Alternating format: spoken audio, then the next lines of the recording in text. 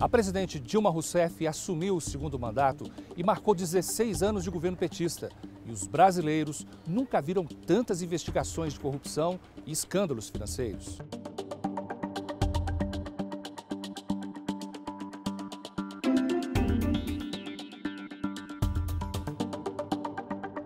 Nós vimos o nosso dinheiro perder o valor e o dólar disparar. O desemprego cresceu e a inflação voltou a dar as caras grosseiramente, engolindo as economias dos brasileiros.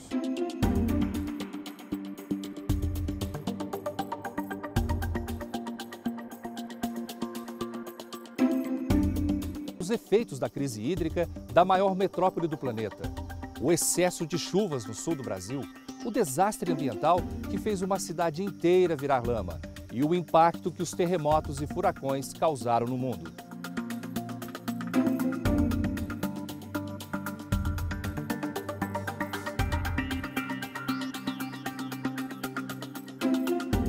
A guerra continuou como cenário.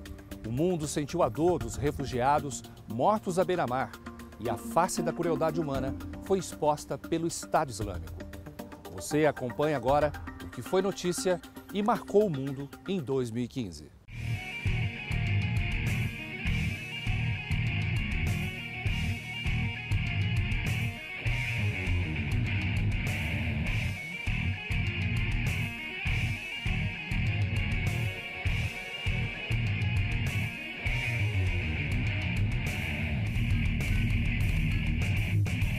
O principal cenário do início de 2015 foi a cidade de Brasília.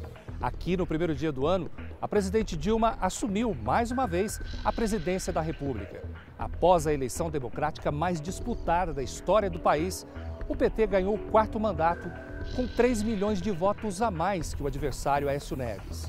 A posse da presidente Dilma marcou 16 anos de governo petista e carregou o peso da insatisfação de quase metade dos brasileiros. Na tarde do dia 1º do ano, Dilma Rousseff assumiu pela segunda vez a presidência da República. Ao lado da filha Paula, desfilou pela esplanada dos ministérios, escoltada pela cavalaria do batalhão da Guarda Presidencial até o Congresso, onde foi recebida ao lado do vice-presidente Michel Temer. O primeiro discurso como presidente reeleita foi no plenário da Câmara dos Deputados e reforçou o compromisso com os cidadãos. E mais do que nunca é para o povo brasileiro e com o povo brasileiro que vamos governar. A presidente afirmou que voltou ao cargo com a alma cheia de alegria, responsabilidade e esperança. Destacou também a luta contra a corrupção e usou o slogan Brasil Pátria Educadora, defendendo que a educação é o caminho para um país melhor. Após o discurso, foi saudada por simpatizantes que acompanhavam a posse. Viva o Brasil! Viva o povo brasileiro!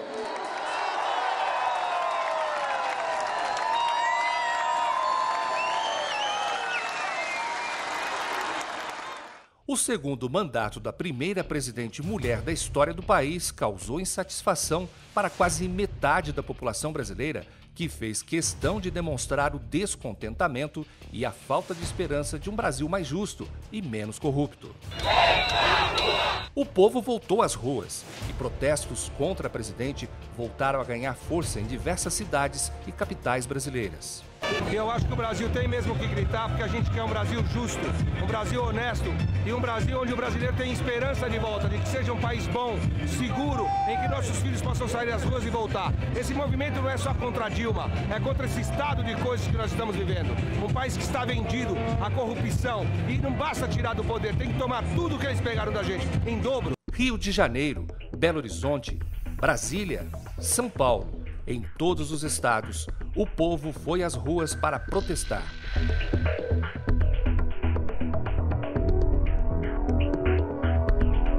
Diferente dos protestos de junho de 2013, desta vez não foram registrados confrontos com a polícia, violência e nem quebra-quebra. Entre os manifestantes, o clima era de tranquilidade e famílias inteiras foram às ruas com as cores da bandeira brasileira protestar contra o momento político vivido pelo país. 3 grandes manifestações marcaram o ano: 15 de março, 12 de abril e 16 de agosto. Cansado de ver escândalos de corrupção, falta de qualidade na saúde e na educação, Indignado com a política atual, o brasileiro gritou por mudanças e buscou ser ouvido através das manifestações populares. Após a Polícia Federal começar a Operação Lava Jato, que é a maior investigação sobre corrupção conduzida até hoje no Brasil, veio à tona um vasto esquema de desvio de dinheiro da principal empresa estatal do país, a Petrobras, envolvendo políticos de diversos partidos, empresários e as maiores empreiteiras brasileiras. Nos processos ainda em andamento na Justiça, o Ministério estima que 6,2 bilhões de reais foram desviados dos cofres da Petrobras. Mas é possível que o valor do prejuízo seja ainda maior. Esse dinheiro que evaporou da empresa apareceu espalhado pelo mundo em contas particulares durante 2015. O brasileiro presenciou tudo, sentiu na pele um dos maiores escândalos de corrupção da história. A Operação Lava Jato teve início em março de 2014, mas 2015 foi marcado por novas descobertas, prisões e apreensões de bens e dinheiro. Desde o início, a operação já passou por 22 fases e investigou mais de 130 pessoas. Peças do quebra-cabeça como o doleiro Alberto Youssef e os ex-diretores da Petrobras, Paulo Roberto Costa e Nestor Severó, foram presos e condenados. Em março, o ministro Teori Zavascki, do Supremo Tribunal Federal, determinou 21 pedidos de inquéritos para investigar 47 políticos suspeitos. A espera pela divulgação da lista foi motivo de muita tensão em Brasília. Com o cerco apertado, o número de delatores cresceu e, graças às delações, a estimativa dos desvios passou de 25 milhões para 6 bilhões de reais. Até agora, foram recuperados quase 3 milhões. E, ao todo, o Ministério Público fez acordos para garantir o retorno de 1 bilhão e 700 milhões de reais. Os senadores Fernando Collor e Delcídio do Amaral, o presidente do Senado, Renan Calheiros, e o atual presidente da Câmara, Eduardo Cunha, são alguns dos nomes que entraram na lista de investigados. O deputado Eduardo Cunha, do PMDB, foi um dos personagens de destaque do esquema. Segundo o depoimento dos delatores, ele recebeu 5 milhões em propinas por contratos de operação de navio-sonda e também de um negócio da Petrobras na África. O PMDBista seguiu negando o envolvimento e afirmou que a acusação é uma estratégia partidária do governo.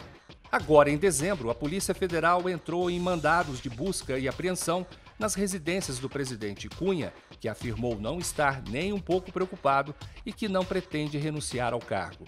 A novela da corrupção ainda não chegou ao último capítulo e, o que parece, ainda tem muita coisa para acontecer em 2016. Este ano, a violência continuou em destaque.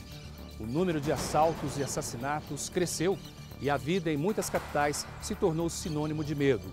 Segundo o mapa da violência deste ano divulgado pela Unesco, por dia, 5 brasileiros morrem no país vítimas de disparos de arma de fogo. Roubos e arrastões transformaram paisagens brasileiras em arenas de medo. E a urgência de mais segurança virou a súplica de um povo que se tornou refém da violência. Assaltos, arrastões, tiroteios e assassinatos. A violência nos grandes centros urbanos cresceu. Estudos revelaram que um assassinato a cada meia hora é registrado nas capitais do país. A cidade do Rio de Janeiro foi palco para a violência.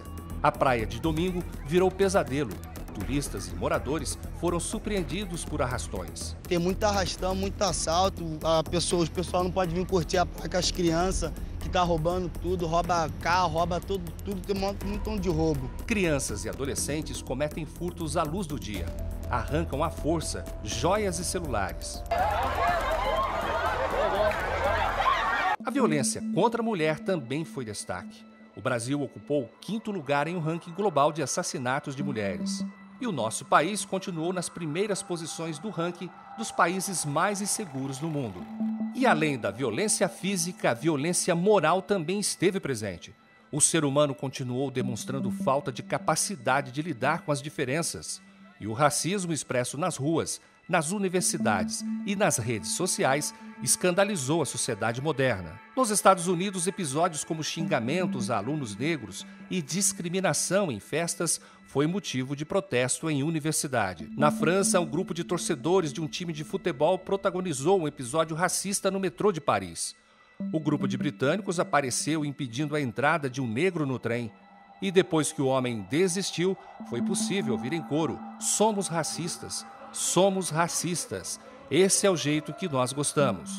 Na Austrália, um grupo de 6 jovens estudantes foi expulso de uma loja porque os seguranças tiveram medo que os garotos, todos negros, roubassem os produtos. No Brasil, um menino negro de 8 anos foi expulso também da frente de uma loja luxuosa em São Paulo. O pai do garoto expressou indignação através das redes sociais. Personalidades da TV brasileira e jogadores de futebol foram alvos de xingamento por conta da cor da pele. A saúde também viveu momentos difíceis.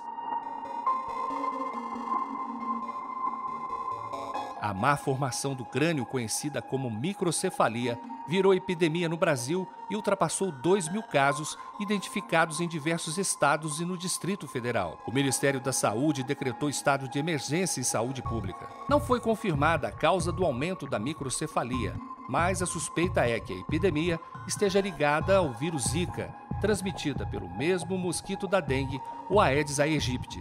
Para unir esforços contra a proliferação do mosquito, o Ministério da Saúde precisou acionar o Grupo Estratégico Interministerial de Emergências em Saúde Pública de importância nacional e internacional.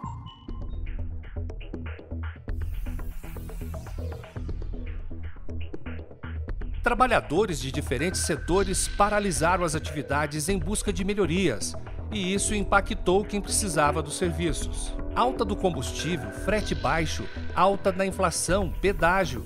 Esses foram alguns dos fatores que motivaram as paralisações dos caminhoneiros, que teve início no Paraná em fevereiro. Em Maringá, no norte do estado, faltaram carnes, legumes e verduras nos supermercados menores.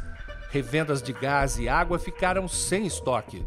Nas cidades que ainda tinham combustível, os postos ficaram lotados para abastecer os carros. Também no Paraná, houve greve dos professores. A rede pública de ensino ficou em greve por mais de 46 dias. O pedido de reajuste era de 8,17% por conta da reposição da inflação. Mas a proposta do governo, que foi aceita pelos servidores, foi de 3,45%. Em janeiro de 2016, os servidores devem receber um novo reajuste com a inflação acumulada em 2015, mais um ponto percentual. A mesma medida deve ser tomada em janeiro de 2017. Em outubro, os bancários de 24 estados e mais o Distrito Federal também paralisaram as atividades.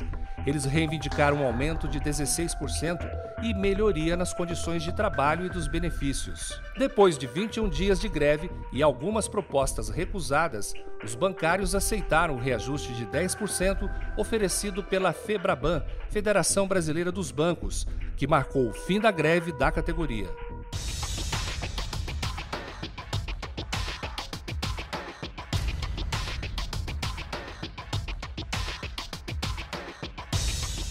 Há 2 décadas, os brasileiros pintaram as caras e foram às ruas pedir o impeachment do então presidente Fernando Collor.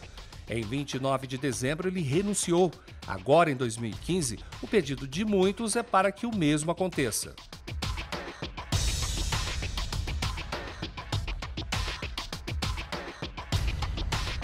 Além das manifestações populares a favor da saída da presidente Dilma, parlamentares de oposição se uniram com o mesmo objetivo. Desde 1990 foram feitos 132 pedidos de impeachment para diversos presidentes. E só 2 foram aceitos por presidentes da Câmara, incluindo o último do dia 2 de dezembro. Diante dessa situação, Dilma Rousseff se manifestou em discursos e entrevistas. Eu me insurjo contra o golpismo e suas ações conspiratórias.